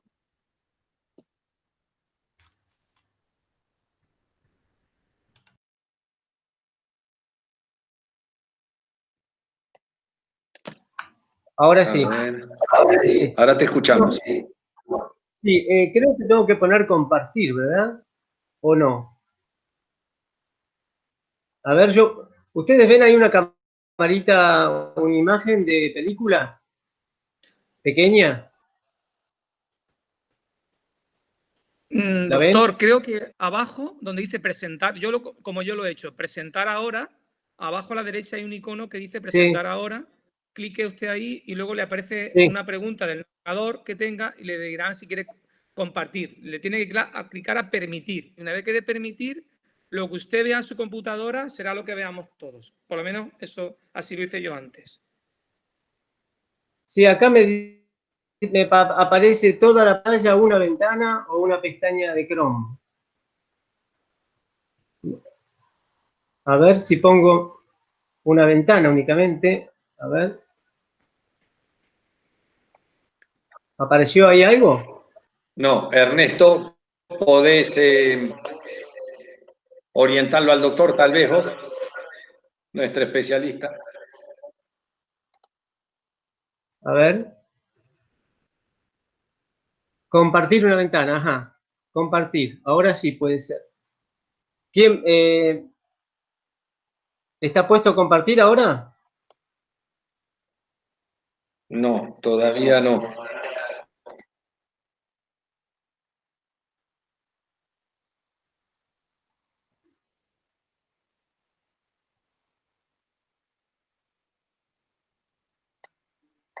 Ahí se ve.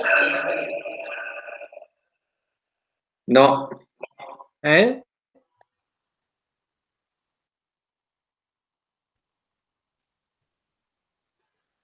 Sin embargo, acá dice compartir la ventana de aplicación.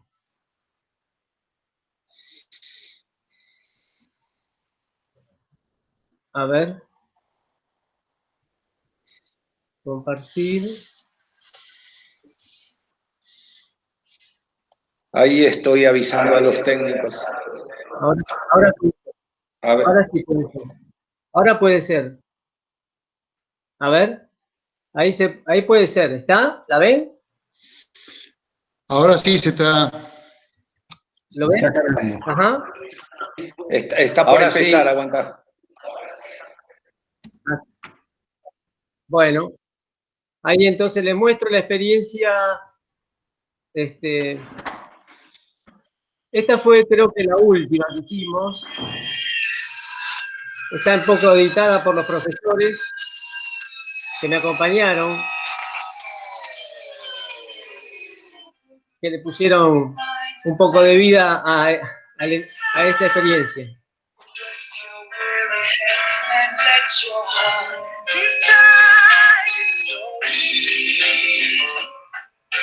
Buen tema, pero yo no veo nada.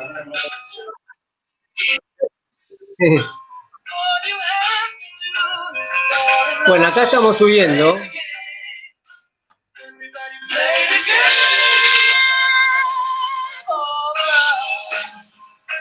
Acá nos ayudó el ejército.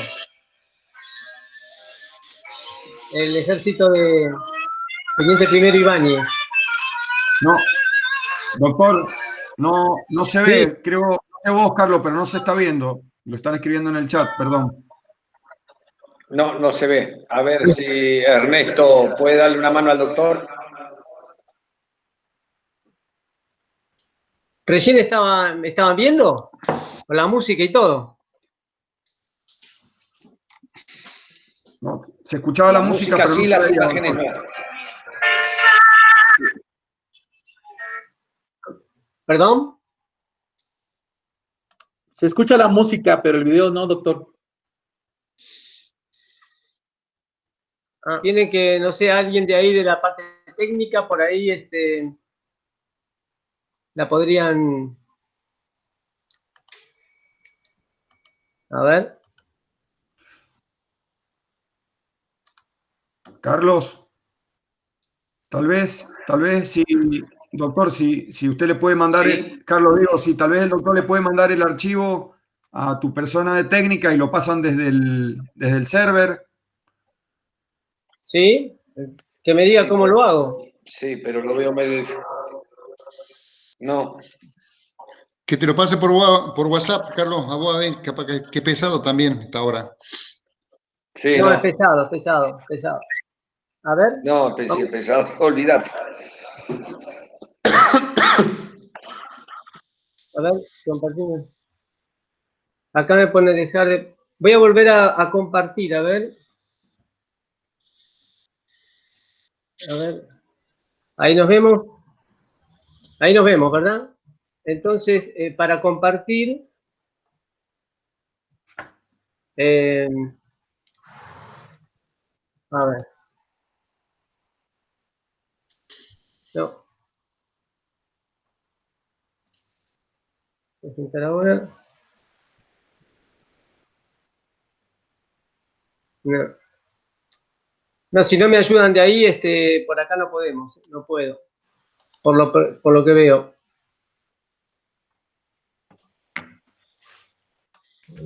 Ya mandé un mensaje, pero todavía no lo leyeron. Esperemos, igual hay tiempo. Bueno,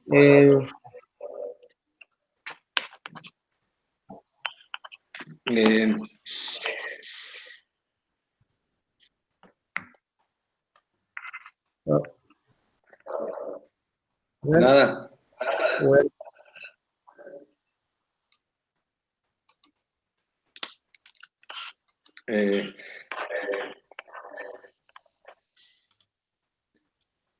Pásame tu correo, Ernesto. Néstor A ver Lentini, si... arroba... Néstor, si lo podés pasar por mail. O por el chat. Ya te mando la dirección.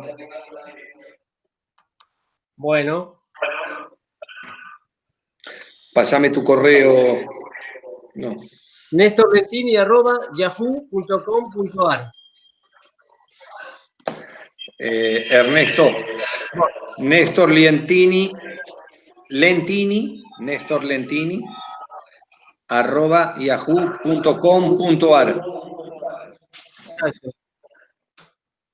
Decime a qué mail te lo paso. Sí, ya te va a mandar él un mail y ahí se lo mandas vos. Ajá. Ahí se lo mandó por el chat, doctor. Ahí lo mandó por el chat. Es egutierrez arroba ucasal.edu.ar. Gutiérrez Gutiérrez con Z, con doble R, Z, arroba ucasal.edu.ar. Bueno, a ver. Buenísimo. Vamos a ver. Podemos seguir. Veamos. Había una pregunta pendiente. Luego de las 3 o 4 semanas de entrenamiento en la altura, ¿cuánto tiempo durarían los efectos, aproximadamente en días, sobre el nivel del mar? Sí. Bueno, no sé si hay alguien que la quiera responder, o la pregunta está indicada a alguno de nosotros o cualquiera. En general, el que quiera la responde. En general, la duración es aproximadamente, ustedes piensen que los glóbulos rojos viven Cierren los 120 micrófonos, días. Ricardo.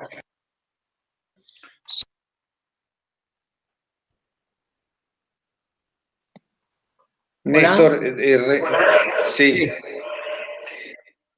Contesta la voz que Les se decía acopló. que los glóbulos rojos duran 120 días. Por lo tanto, si yo tengo un trabajo hecho de 3-4 semanas en la altura, puedo esperar que la duración esté aproximadamente entre unos, más o menos entre 3 y 4 meses como máximo. Acá me dice adjuntar archivos desde las nubes, pero no me permite porque superan el límite del tamaño.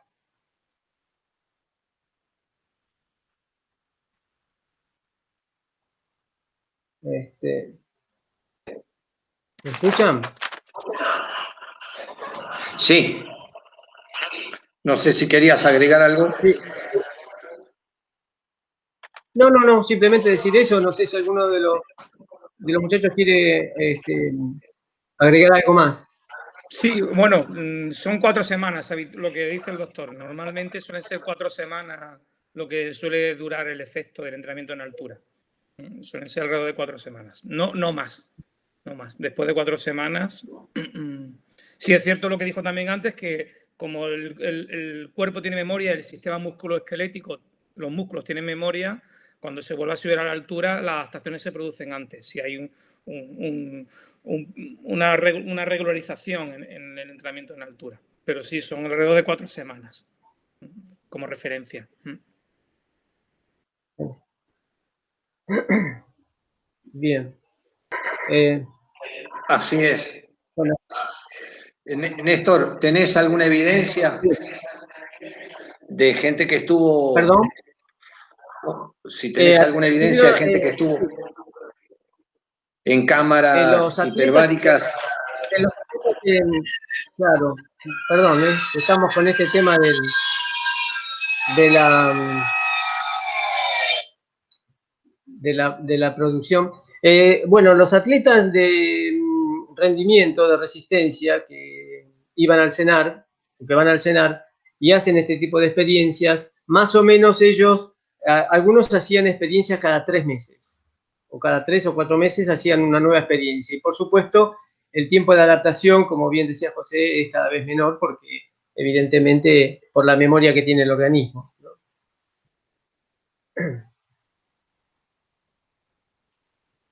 Así es. Y en comparación, te quería preguntar, en comparación, suponete,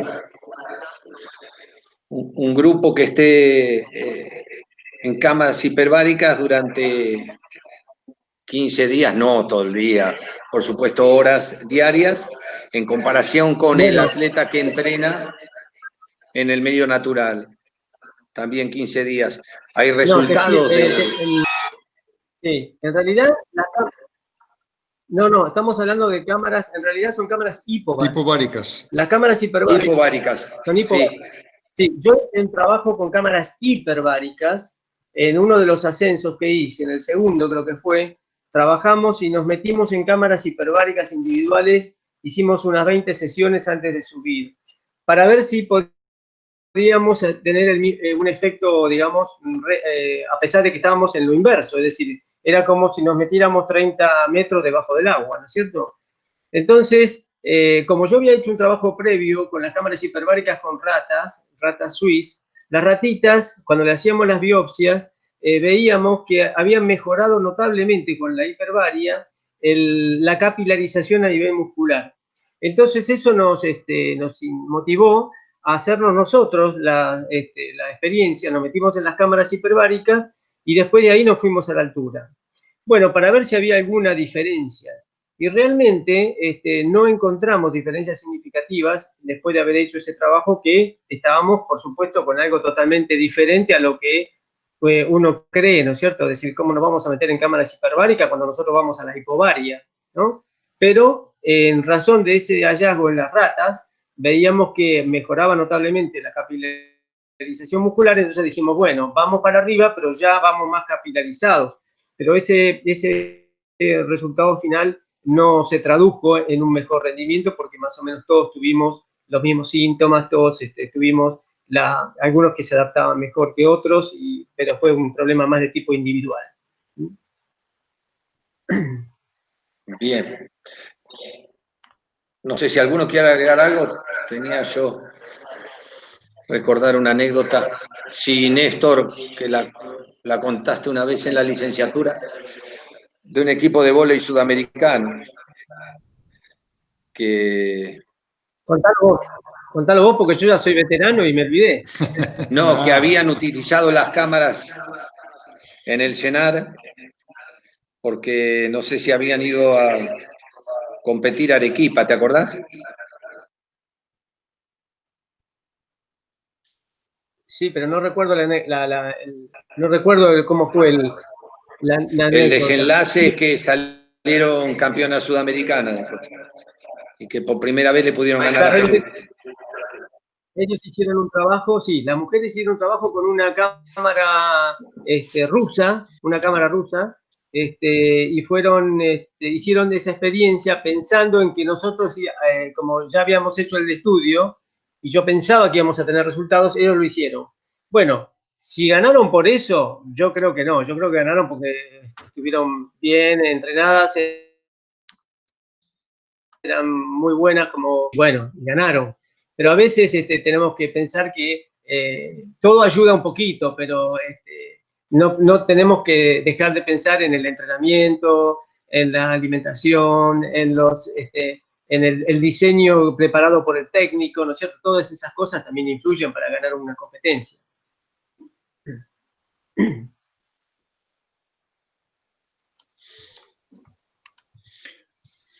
Bueno, yo creo que vemos que el entrenamiento es esa mixtura que tiene entre lo que es la ciencia y el arte, ¿no? Es como preparar una buena comida y tener los ingredientes en el punto justo. Entonces, esto de ciencia tiene que ver, y también tiene que ver el ojo del entrenador, el ojo del médico, el ojo del psicólogo, del nutricionista, para ver esta ciencia de entrenar, ¿no? Porque no es fácil. Sergio, decía vos que cualquiera puede llegar a entrenar en ascensos, en descensos, en niveles de altura y no. Y esto significa que tenés que tener una base científica como para poder llegar a entrenar. Sin este requisito es imposible hacer un entrenamiento a ojo. Entonces, ¿qué es lo que quiero significar con esto? Que es muy importante para nosotros es tratar de incentivar a tener esos laboratorios de fisiología, como para que nuestros alumnos se puedan capacitar. Ese es uno de los mensajes que nos dejó Néstor hace tiempo, allá en el Centro de Alto Rendimiento del CENAR. Esa es una de las cuestiones y una de las cosas que yo quiero también tirar una semilla acá sobre los laboratorios. Esos laboratorios donde la gente se capacite. O sea, que no entrene por entrenar. Digo, bueno, yo hago esto porque le dio resultado a Lentini. Yo entreno esto porque a Sergio Fulán le sirvió. Tenemos que pensar que a quien vamos a entrenar es una persona que es psicofísica indivisible y que no hay recetas para esto. No hay receta, y es por eso que tenemos que ver nosotros desde este punto de vista, decir, bueno, yo quiero entrenar, sí, pero bueno, evaluación médica, evaluación psicológica, evaluación nutricional, hay otros componentes que hacen que yo o que me lleve a entrenar hacia esto, ¿sí? Y fundamentalmente ver el objetivo del entrenamiento. Ahora, quiero preguntarte, Néstor, conviene, que no tengo experiencia en fútbol, conviene llegar el día anterior, suponte que yo vaya a jugar a La Paz, o que vaya a jugar a Ecuador, ¿sí? Como le va a pasar a River ahora. No sé si llegar a hacer noche en el llano y subir a jugar, o llegar ese día y jugar y volverse. ¿Qué es lo que tu experiencia hace para que me pueda responder cómo es la respuesta en ese caso de los jugadores de élite, en este caso que tuviste, que lo tuviste, qué es lo que pasa con ellos cuando llegan el día antes al llano y van a jugar a la altura? O llegan directamente a la altura y a jugar. ¿Cómo sería ese ida y vuelta? ¿Cómo responden ellos? Bueno, hoy en día lo que están haciendo es, están Micrófono, Sergio, anulalo. utilizando el sildenafil, ¿no es cierto? El famoso Viagra lo están utilizando porque justamente la acción que tiene el sildenafil es disminuir la hipertensión de la arteria pulmonar. Entonces, ese efecto que tiene de vasodilatador e incluso sobre todo el sistema y el árbol respiratorio y específicamente sobre la arteria pulmonar, hace que los atletas o los jugadores, cuando van a la altura y lo hacen en forma inmediata, bueno, no tengan tan agudos los síntomas. El síntoma no es sencillo de que uno se va a encontrar de cero nivel del mar y de pronto se encuentra con 3.500 metros. Es decir, no es para nada, es beneficioso. Entonces, lo que están utilizando es eso, como no es doping, y también le agregan cafeína, tampoco es doping ahora, entonces están utilizando eso. Pero, evidentemente, yo, si ustedes me preguntan a mí la experiencia, realmente, no, yo no aconsejo ir, llegar y jugar. Para mí eso no es, pueden ganar, pueden perder y pueden empatar. No es que va a tener resultados porque uno tomó esa decisión de llegar y jugar. Porque ven que los síntomas de la altura aparecen a las 6 horas después de exposición. Pero claro, 6 horas si uno camina. Pero si uno llega a la altura y empieza a correr, porque tiene que jugar un partido, no es lo mismo que si uno llega a la altura y empieza a caminar. Porque si llego a más de 3.500 metros y empiezo a caminar, es probable que a las 6 horas empiece a tener síntomas. Pero si yo empiezo a correr desde que llego, como prácticamente se hace, que se llega inmediatamente, prácticamente ya están casi cambiados, y salen a la cancha, entonces evidentemente eso no es bueno, es muy relativo. Está el que se adaptó porque genéticamente lo favorece, y está el que nunca se adapta, y está aquel que tiene serios trastornos, incluso trastornos a nivel cerebral también puede producirse. Entonces, para mí, yo creo que lamentablemente por un problema económico y porque realmente hay muchos intereses en el medio, no se puede lograr que, la FIFA tiene mucho dinero y puede tranquilamente armar un estadio de fútbol a 2.000 metros de altura. Entonces, los que bajan de 4.000 a 2.000 no van a tener problemas, y los que de 0 van a 2.000 tampoco van a tener problemas. Pero claro, eso no conviene. Entonces, ni económicamente ni conviene por intereses lógicos.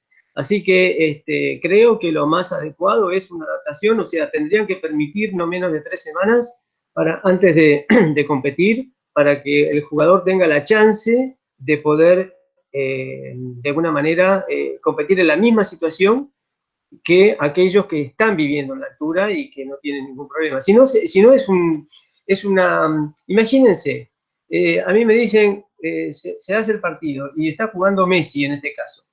Messi, perfecto. Ahora, si Messi no se puede desempeñar en la altura como el gran jugador que es, ¿de qué sirve que esté Messi jugando a 3.500 metros de altura si nosotros no podemos ver realmente ni disfrutar de lo que hace Messi o lo que hace cualquier otro gran jugador, como los que hemos visto, por ejemplo, ayer en la final del Bayern? ¿No es cierto? Es decir, si los llevamos a la altura y vemos que no rinden, ¿de qué nos vale tener a esos nombres si no pueden rendir? Entonces, lo mejor es que se les establezcan tiempos de adaptación como para darles la chance de competir en la misma situación que aquel que vive en altura. Y lo mismo para los que viven en altura y después tienen que venir a nivel del mar, que van a tener problemas similares, con edema sobre todo, y grandes problemas, y necesitan un tiempo de adaptación. porque el ser humano no es una máquina que uno puede enchufar y desenchufar, sino que es una máquina biológica, y por lo tanto hay que respetar esos tiempos y esas modificaciones.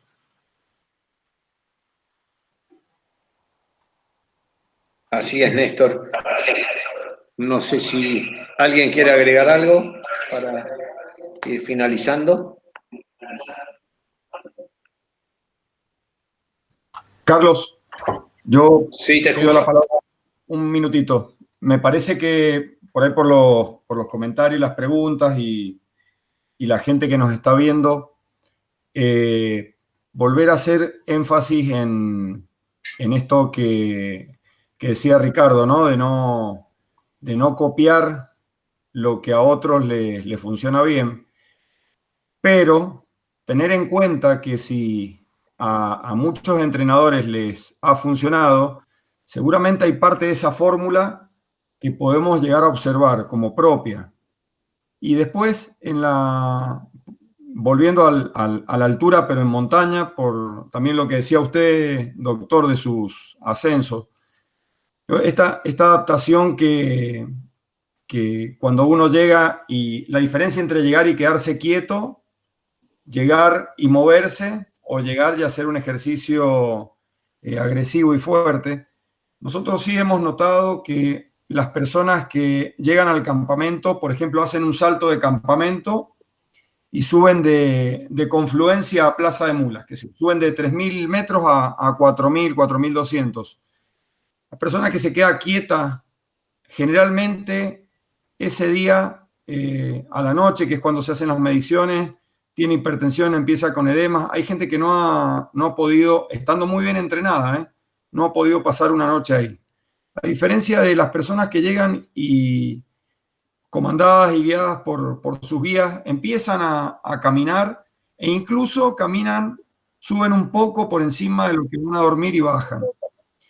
Y no sé cómo será en el fútbol, cómo jugará en un tiempo tan corto, pero en nuestro caso, el factor hidratación, del que también hablabas vos, Ricardo, es fundamental, la calidad de la hidratación, ¿sí?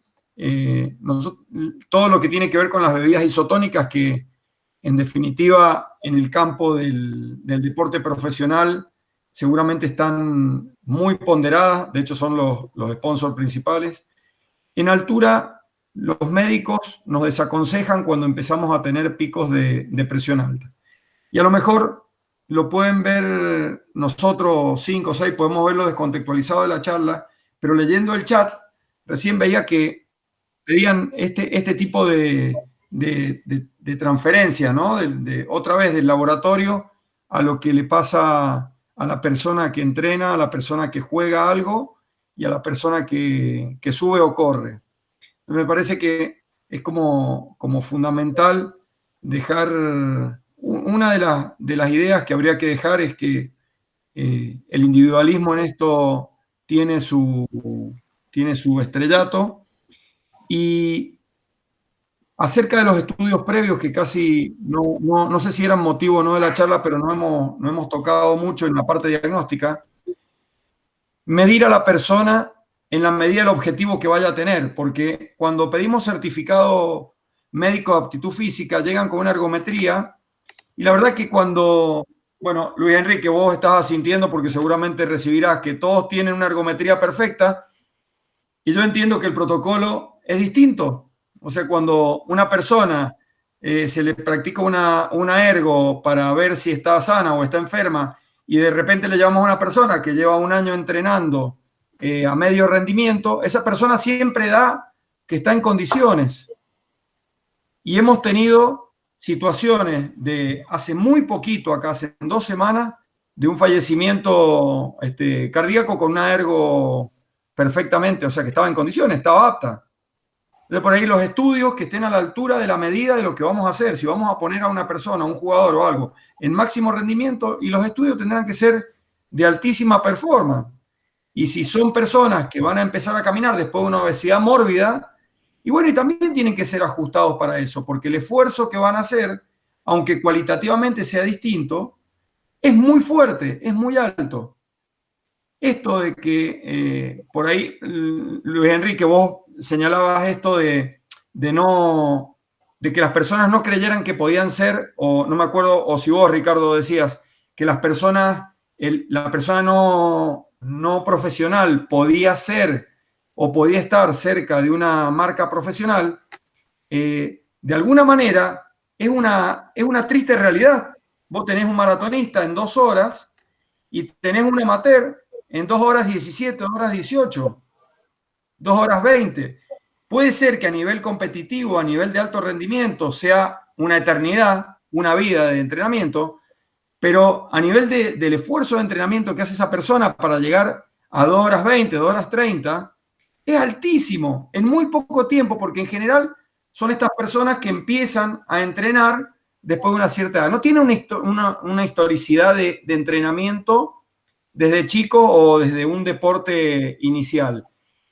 Con lo cual, esa persona, el nivel el nivel de éxito que le da un podio de los que hay 500 por carrera es altísimo, y el nivel de frustración a veces lo deja de por vida afuera del deporte. Hay frustraciones que no las pueden superar. Entonces, me parece que como para tener en cuenta y para poder retener a más personas en actividad física con una cierta altura a nivel de rendimiento también. No es alto rendimiento, pero está arriba, están muy cerca de las marcas que hacen los grandes campeones. Un récord hoy en Aconcagua está en 11 horas, ¿sí? Con ida y vuelta. Una persona que no es profesional puede tardar entre 3 y 4 horas más, y a lo mejor hace 5 años que entrena. Y ahí pueden haber ventajas y pueden haber un montón de peligros. Respecto a lo de la hidratación, Sergio, que tú decías, es fundamental. La hidratación es fundamental en la altura, porque si una persona está bien hidratada, que no se da cuenta que pierde por la hiperventilación, ya está perdiendo líquido, entonces no se da cuenta y se deshidrata.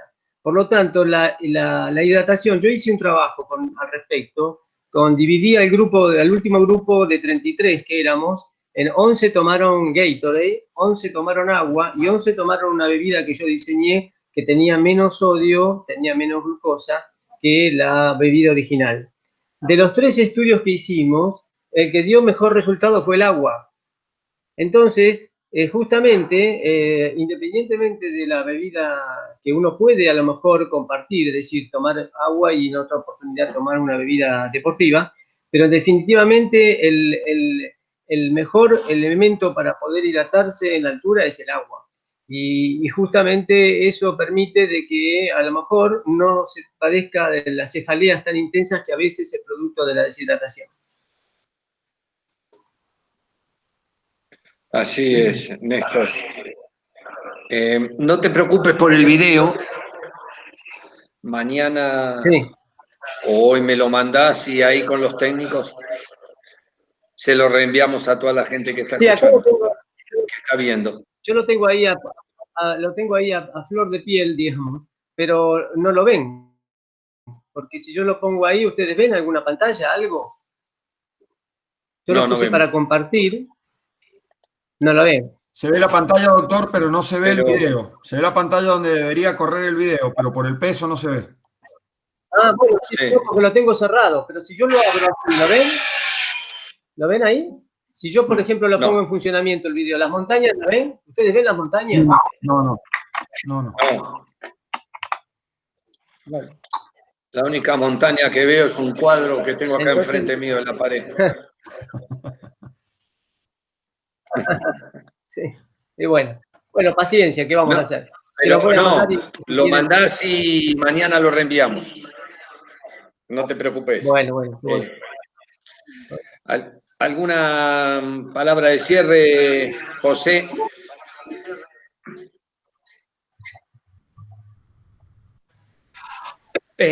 No, solo, bueno, sí, pero solo para agradecer Carlos, que me haya invitado, y por supuesto a los compañeros del conversatorio. Para mí ha sido muy interesante, he aprendido mucho también. Y bueno, pues espero que todas las personas que hayan estado conectadas escuchando hayan terminado con un poquito de alguna idea clara sobre el efecto del entrenamiento de altura y cómo aplicarlo. Así que nada, gracias a todos, gracias Carlos, y muchos cariños desde España a todos los compañeros. Bueno, el agradecido soy yo como parte de la organización, a todos ustedes y a las autoridades de la universidad que nos permiten poder tener abierto este tipo de espacios que seguro deja conocimientos y enseñanzas a todos en este mundo tan lindo que es la ciencia del entrenamiento, ¿no? Así que, Luis, te escuchamos.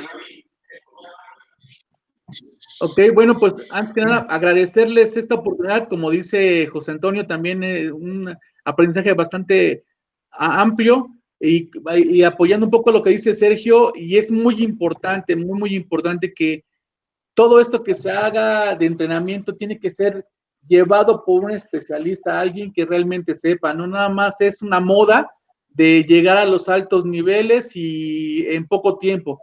Es muy importante llevar todo un proceso para llegar a ese objetivo. Si no se logra así, creo que en lugar de mejorar nuestra vida como tal, la estamos deteriorando y nos vamos a llevar muy rapidísimo. Entonces yo creo que es muy importante que consultemos un especialista que lleva ese proceso y que lleva esa parte del entrenamiento como tal y sabe en qué momento aplicarlo. Entonces, es preocuparnos un poco de dejar lo que es la proyección social que nos está manejando de puedes lograr esto en tan poco tiempo y te vendo productos mágicos, etc. No, creo que el gran producto mágico es cómo pueden llevar de la mano esta hermosa máquina que es nuestro cuerpo y con el proceso adecuado para llegar a lograr los objetivos. Y pues agradecerles a todos. Ha sido un aprendizaje bastante interesante y pues México es su casa. Cuando gusten, aquí lo esperamos con los brazos abiertos. Muchas gracias, Luis, por haber aceptado Muchas gracias. La invitación. Sergio, tu turno.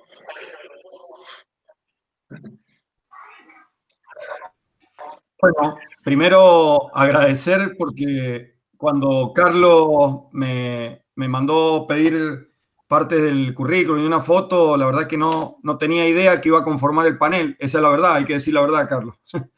Cuando vi con quiénes iba a estar, bueno, empecé como a pensarla dos veces. Después dije, bueno, ya estamos, arriba. Los conozco a todos, los he visto en algún momento, he estado con ustedes.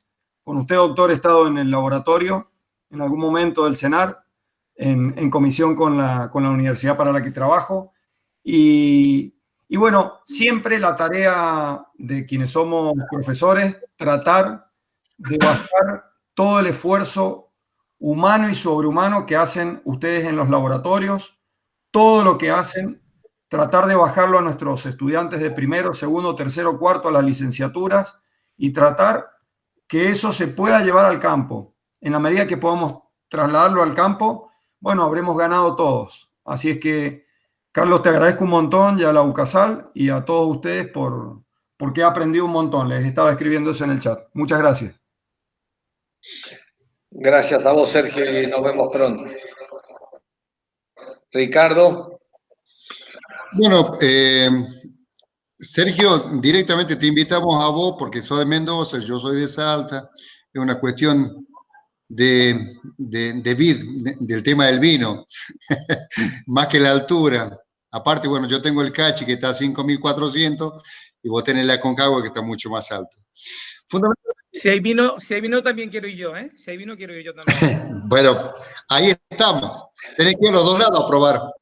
José, interrumpo un segundo. José, está el proyecto de tu visita y de África, así que vas a conocer Mendoza, Córdoba, Salta, Buenos Aires. Si esta bendita pandemia ya la superamos. Y bueno, a Néstor también hay una invitación sorpresa para el año que viene que no me va a poder decir que no. Por supuesto que no te va a decir que no. Uno de los mensajes que yo quiero tener y para mí es importante, y la preocupación y la ocupación sería de todo, es los niveles de desnutrición que tenemos nosotros en la primera infancia. Nosotros tendríamos que tener, para mí, lo que rige primero la salud, después la aptitud y después el rendimiento. Sin salud, esa pirámide se nos cae abajo.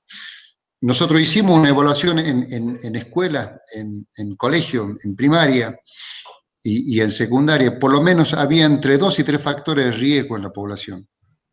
Entonces, es importante que nosotros tengamos un buen sistema de salud, que el sistema de salud funcione, que se levanten los niveles de nutrición, pero eso, bueno, es mucho más pensarlo de ese lado, desde algo que alguna vez capaz, o quizás nosotros no lo veamos, que eso mejore.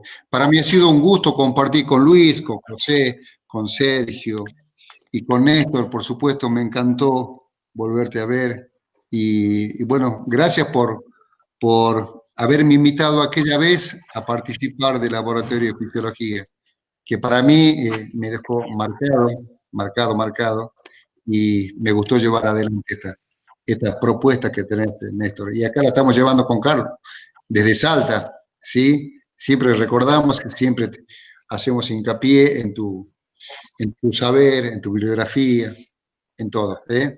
Muchísimas gracias a todos. Gracias por compartir este momento. Y nos vemos. Néstor, te toca a vos ahora. Gracias, Ricardo.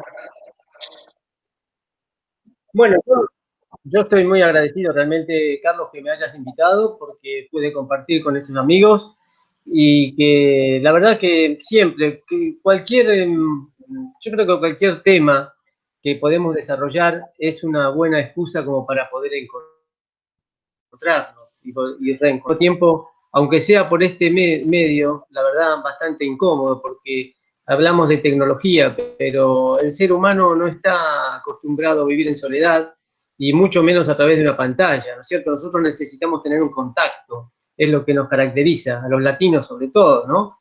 Entonces, pero bueno, son las circunstancias, esperemos que de una vez por todas termine, y termine bien, y a mí realmente, para mí fue una satisfacción muy grande poder encontrarlos, así, bueno, conocer a grandes maestros, porque ustedes en cierta manera trabajan todos en la parte docente, que es tan difícil, ¿no es cierto? Así que tanto José, Luis, Sergio, Ricardo, bueno, un gran abrazo, Carlos, y por supuesto que a disposición para que cuando ustedes inviten, no sé si con vino, pero con empanada seguro, que ahí voy a estar. Entonces tenés que venir a casa, Néstor. Así es. Bueno, cuídense. Mi agradecimiento también a las autoridades de la universidad, a ustedes por su humildad y sus conocimientos, y seguro no va a faltar oportunidad para volvernos a reencontrar. A pesar de que las distancias son largas, este aparatito nos acercaron por un momento. Así que un abrazo grande para todos. Jorgito, nos estamos vemos viendo pronto. Abrazo. Gracias. Chao, Sergio, querido. Chao, José. Muchas gracias a todos. Chao, chao. Luis, chao. Abrazo. No te olvides de mandarme el video, Néstor, así lo mandamos a todos. Sí, Abrazo. bueno, Ricardo. Bueno, Gracias a todos. ahora lo intento. José, un gusto. Adiós, muchas gracias. Cuídate. Un placer compartir Gracias a con vos. ustedes. Que les vaya muy bien.